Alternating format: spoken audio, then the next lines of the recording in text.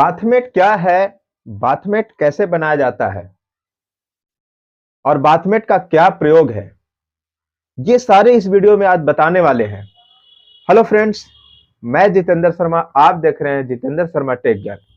अगर आप मेरे चैनल पे नए हैं तो चैनल को सब्सक्राइब कर लीजिए, बेल आइकन को प्रेस कर दीजिए ताकि इस तरह का इंफॉर्मेटिव वीडियो का नोटिफिकेशन सबसे पहले आपके पास पहुंचे। जैसा कि आप जानते हैं कि बाथमेट का प्रयोग जो है घरों में किया जाता है।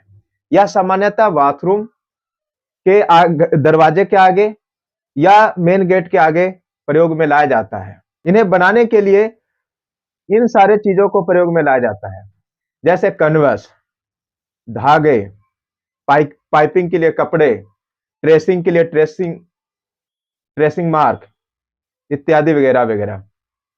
सबसे पहले क्या किया जाता है बाथमेट बनाने के लिए, इनमें एक कैनवस होता है, कैनवस को कटिंग किया जाता है। कैनवस को जिस साइज के बाथमेट बनाना है, जैसे मान लीजिए कि अगर हम 50-80 के सेंटीमीटर का बाथमेट बनाना है तो उन्हें थोड़ा बड़ा कटिंग किया जाता है। कैनवस को बड़ा इसलिए किया जाता है ताकि जब बाथमेट को टंबल करे या वॉशिंग करे, वो श्रिंक करके जितना हमें रिक्वायर्ड साइज है वो साइज प्राप्त हो। तो कितना बड़ा किया जाता है, जैसे मान लिया जाए कि कैनवस 50 बाई 60 सेंटीमीटर या 50 बाई 80 सेंटीमीटर का एक बाथमेट बनाना है, तो चौड़ाई में हम 5% बड़ा और लंबाई में 8% बड़ा बाथमेट का कैनवस को कटिंग करते हैं।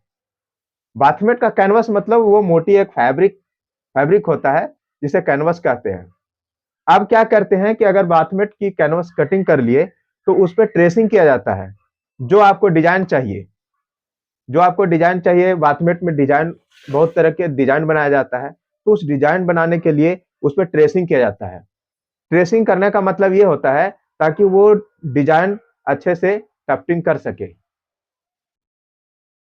ट्रेसिंग का प्रक्रिया जब संपन्न हो जाता है, फिर इसके बाद टफ्टिंग किया जाता है।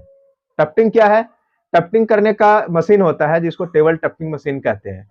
उसमें 3 या 4 निडल लगे हुए होते हैं, 3 या 4 निडल होते हैं और वह न्यूमेटिक प्रेशर के द्वारा चलता है।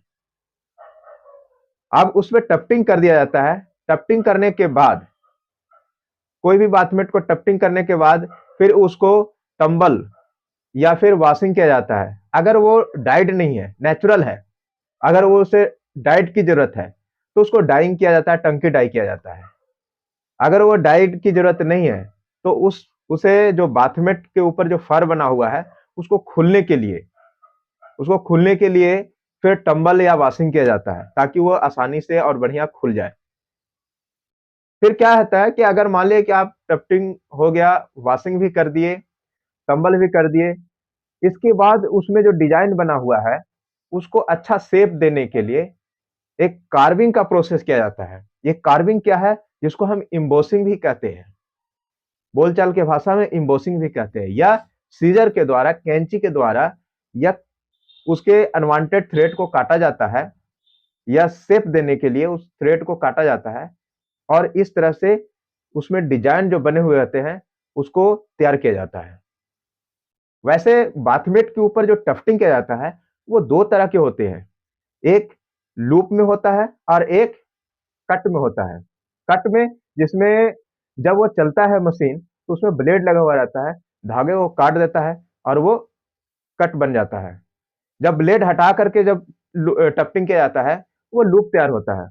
वैसे जरूरत के अनुसार ही बनाया जाता है। जैसे अगर लूप और कट के कॉम्बिनेशन से भी बाथमेट बनाया जाता है, केवल लूप का बाथमेट बनाया जाता है, केवल कट वाले बाथमेट बनाए जाते हैं।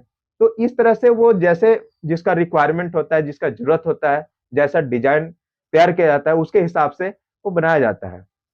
या दोनों भी बनाया जाता है, कट और लूप मिला करके मिक्स करके बनाया जाता है। वैसे मशीन जो है टेबल टफ्टिंग मशीन पे बनाया जाता है, और इसको प्रोडक्टिविटी को बढ़ाने के लिए और भी डेवलप किया गया है, जो मल्टी नीडल का भी प्रयोग में लाया जाता है। टेबल टफ्टिंग मशीन में तो केवल 2 या 4 3 या 4 नीडल होते हैं, लेकिन यही अगर टेबल मल्टी नीडल की बात करूं तो उसमें हजारों हजार नीडल होते हैं। मैंने एक बार काफ़ी चौड़ा कैनवास पर बात टफ्टिंग किया जा सकता है। तो इस तरह से टेबल टफ्टिंग मशीन और मल्टी नीडल मशीन दोनों का प्रोडक्टिविटी के हिसाब से अलग-अलग होते हैं। और इनमें जब इस तरह से देखते हैं कि चारों जो किनारा होता है, जो बाथमेट का चारों किनारा होता है वह ओपन होता है, उसको ढकने के लिए एक पाइपिंग लगाया जाता है ताकि वो फ्रे ना करे। पाइपिंग का प्रयोग किया जाता है। तो इस तरह से बाथमेट का निर्माण किया जाता है और इस तरह से बाथमेट का जैसा कि आपने प्रयोग भी देखा और इसका अगर एडवांटेज की बात करूँ, तो बहुत ही इसका व्यापक घरों में प्रयोग होता है, खास करके वॉशरूम के आगे, घर के गेट के आगे या फिर हम बहुत तरह से ये बाथमेट का प्रयोग किया जाता है। बाथमेट का प्रयोग ये प्राचीन काल से आ रहा है। तो इस तरह से मुझे आशा है कि आपको यह वीडियो काफ़ी पसंद आया होगा कि बाथमेट कैसे बनाया जाता है, बाथमेट का क्या प्रयोग है। इन्हें बाथमेट के अगले वीडियो में बताएँगे कि कैसे जीएसएम निकालते हैं और किस तरह से बाथमेट का गेज सेटिंग करते हैं। ये सारे हम अगले वीडियो में बताने मिलते हैं नेक्स्ट वीडियो में, तब तक के लिए जय हिंद।